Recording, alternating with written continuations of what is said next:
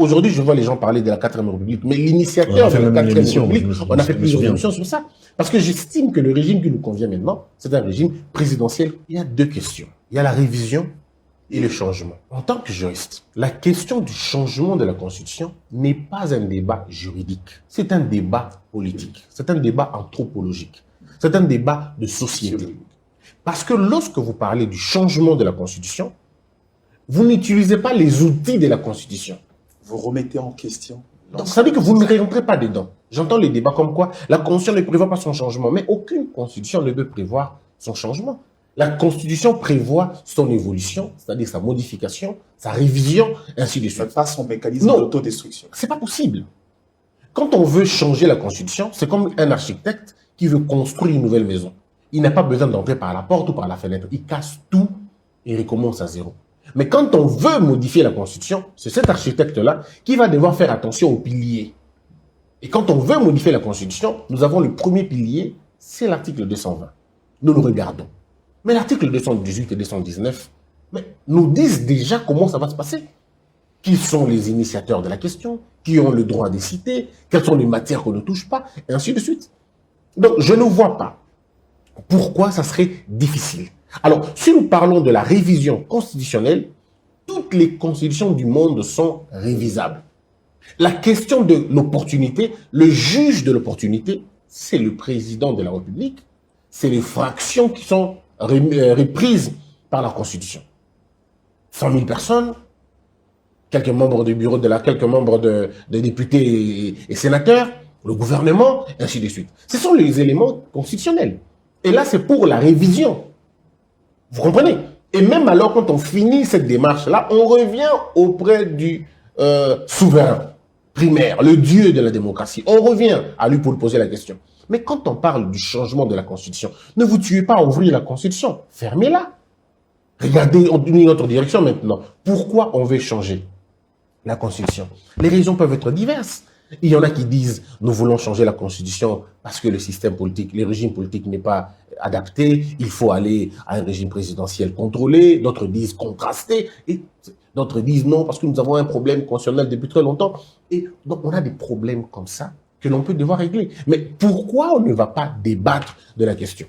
Alors, pourquoi refuser au président de la République de dire que je veux changer la Constitution? Vous ne pouvez pas en tant que juriste, enseignant, de droit d'ailleurs, quelle est votre perception sur la société congolaise, notre constitution, le reflet d'ailleurs de la volonté du peuple? Et d'ailleurs, il y a un proverbe qui dit « La constitution n'a de valeur que lorsqu'elle protège les citoyens et limite le pouvoir de ceux qui gouvernent. » Quelle est votre perception sur la constitution de la RDC? Non, en fait, moi, en tant que régulateur, en tant que juriste et enseignant. Oui, en tant que juriste, la perception que j'ai, moi je l'ai déjà dit depuis longtemps.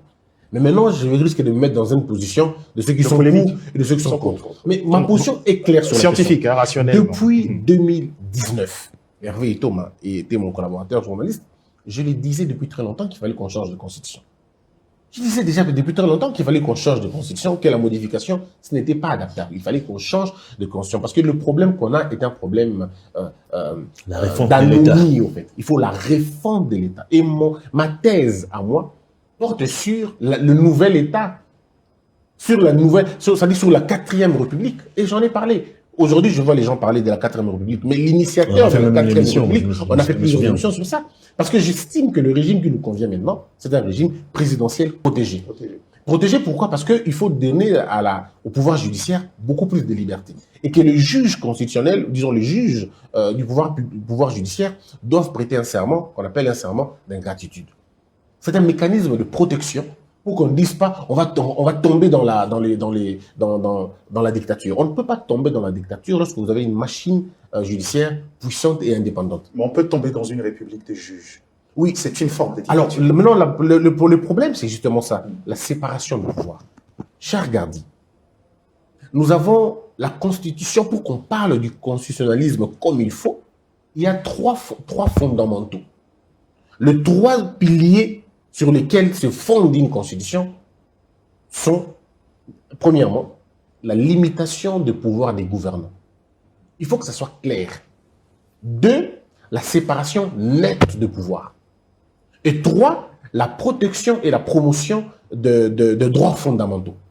Et aujourd'hui, d'ailleurs, on parle de la substantialité, on peut même aller plus loin pour dire les constitutions aujourd'hui tournent autour des libertés fondamentales, c'est-à-dire les droits fondamentaux.